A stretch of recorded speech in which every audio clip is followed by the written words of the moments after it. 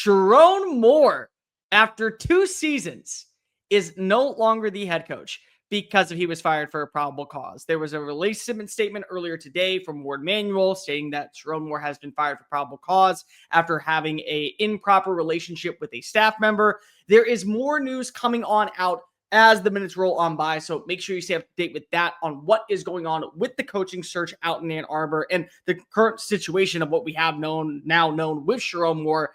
But naturally, when this happens, there has to be a head coaching search, and hot boards start to run rampant.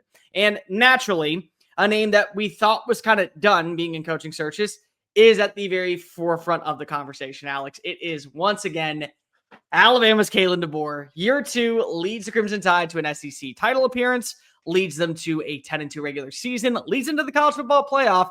Yet somehow, some way, the Maize and Blue is looking to potentially poach him. There are other names mentioned. Jedd Fisch is one. Lincoln Riley out at USC is one. Jesse Minter, the Los Angeles Chargers defense coordinator, has been linked to the job. Joe Brady's been mentioned. You've even said maybe even Eli Drinkowitz. I think Clark Lee is a name that you have to at least bring on up. But it feels like all conversations start with Kalen DeBoer. When I think about this, dude, it just feels so interesting because you never really wonder about what happens with these coaching searches, but when it's this late in the process, if you're firing a guy like Sherrone Moore, and I don't think that, there was a reason that you didn't want to keep him around. Again, justifiable cause on why you get out of the contract, but it always felt like he was not meant to be the long-term answer. Like I saw a meme earlier today talking about what was supposed to happen with Sherrone Moore with the entire scandal that was going on. And they mentioned the Bane scene from the early part of Dark Knight Rises. They expect one of us in the wreckage, brother. And it ended up being Sherrone Moore sticking behind. They're now kind of cleared from that. He goes 9-3 in his second year. They're playing Texas in the Citrus Bowl. But now they feel as if they can strike for their main guy. When you think about this, you got to ask yourself, they got a target probably lined on up already, right? I think you don't make a move like this without already having that next head coach in mind. It's like you're saying, I think he was just keeping the seat warm. He was never going to be the long-term coach at Michigan. And like I said, they're not going to fire him without already having 1, 2, 3 people in mind. Kalen DeBoer, that's kind of been the main name I've also been seeing everywhere. I do not think he leaves Alabama. I think that's ridiculous. Is it realistic? Like, could it happen? Who knows? Very small chance probably, but it could happen. Lincoln Riley wouldn't be surprising. Jedd Fisch. I have seen people troll Brian Kelly as well. With it being so late, it is really odd to wait to this point to be like, okay, now we're going to fire the guy. So there's a couple things I'll say about the Kalen DeBoer thing. Number one, I did not think he was ever up for the Penn State job. As much as people want to go ahead and say that he probably was being a target, I never bought into it. This is one that I can at least say there is going to be a flyer out, and for good reason. Let's start off with the fact that, number one, Kalen DeBoer is a damn good coach. Whether or not you like him in Alabama, he is a really good coach that has taken his team to a national title appearance, now multiple playoff appearances, and a conference title in 2 of his 5 years at the Power 4 level. The second thing is, if he goes to Michigan, he gets to hit reset. Alabama fans think that going into year 3, if you end up having a sluggish closeout to 2025, you're going to be on the hot seat. A lot of people are not pleased with how the season ended. So this is your out to be able to say, I get to go ahead and revitalize my career and go to a program that maybe the expectations are still high, but not, hey, win the national championship or you're fired or on the hot seat every other season. The third thing is, this is a good coach. And the thing that people need to understand is that when you do a due diligent coaching search, you need to swing for the best. And Michigan's one of these programs that is a top 10 overall identity in college football. Their brand sells itself. They got to deal with Nike. They're one of the more prolific overall universities in college football over the last 50 years. Of course they're going to swing for Kalen DeBoer. Like, you'd be stupid not to swing for a guy like Kalen DeBoer.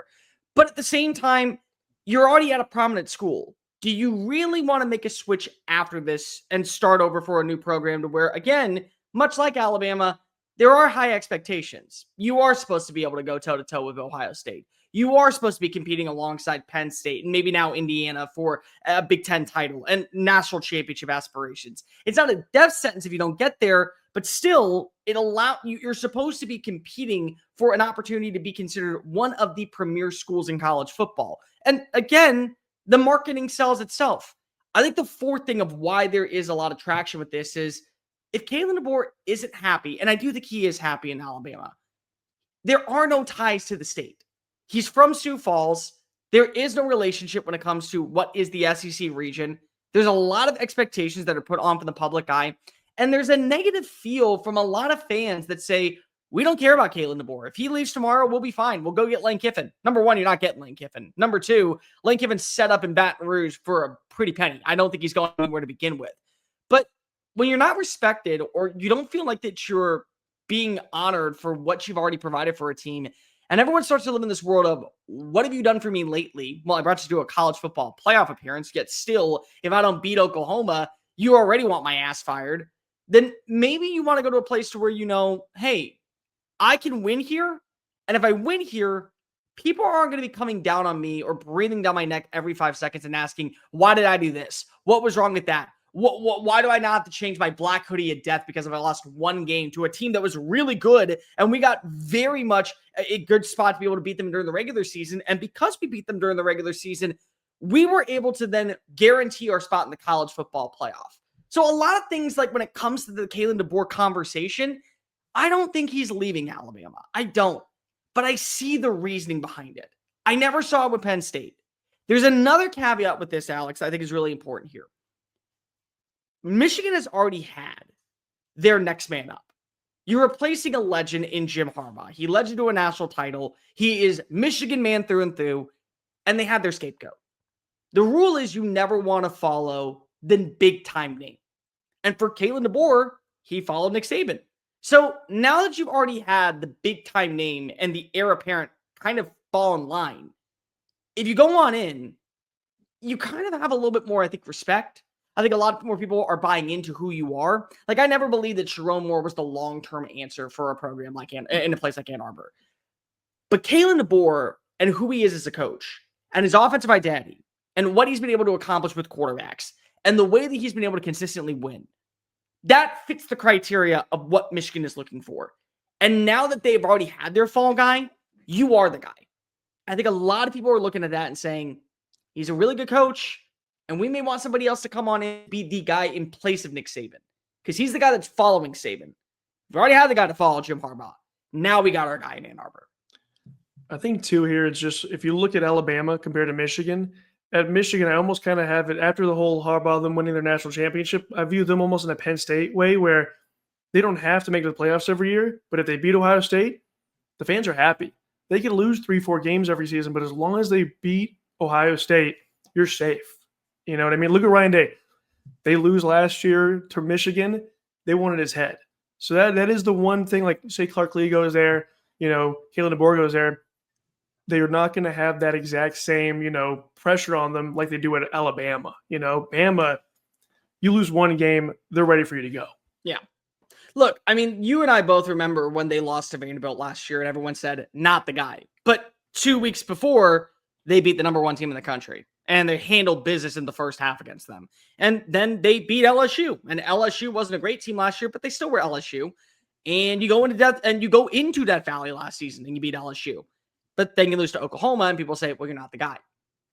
You can be the guy at a place like Ann Arbor.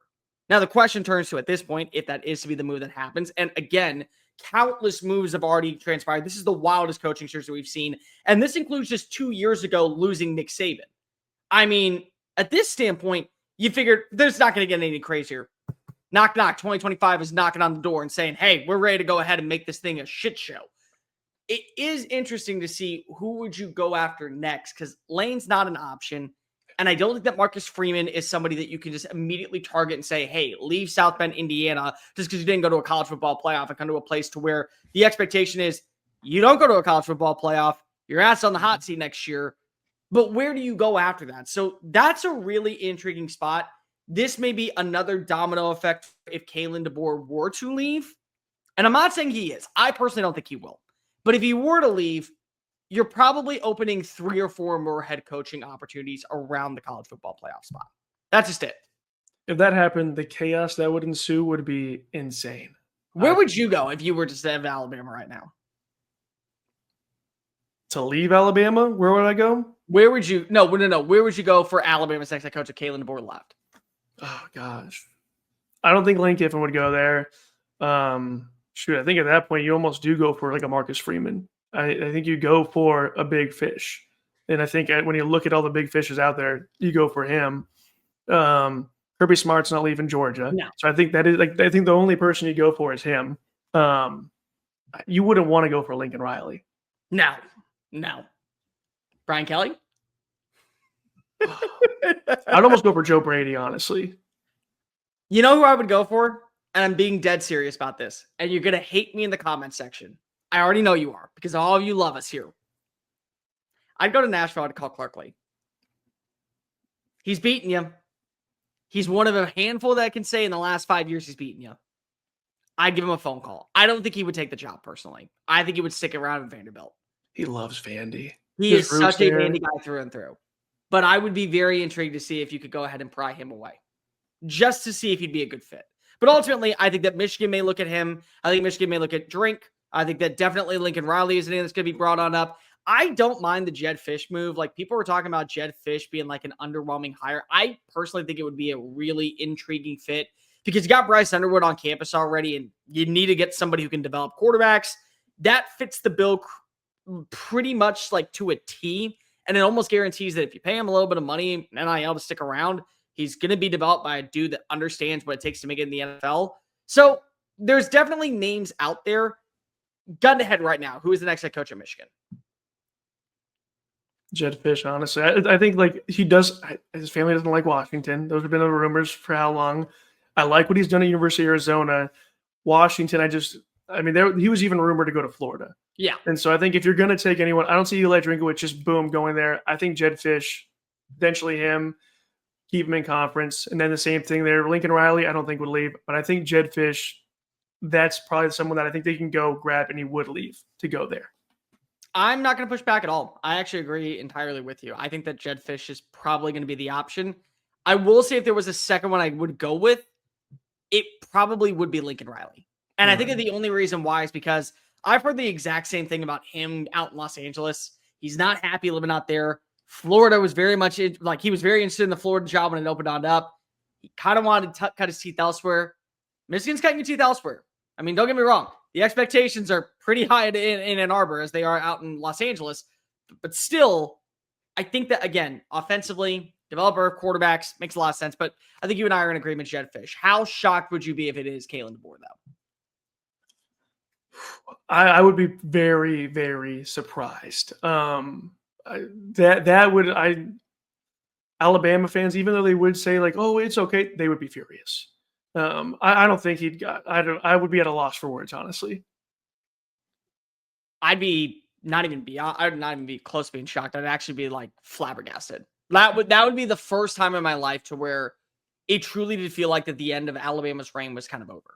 This would be the beginning because you don't say no to Alabama, and you certainly don't say it's better than where I'm already at when you're at Alabama.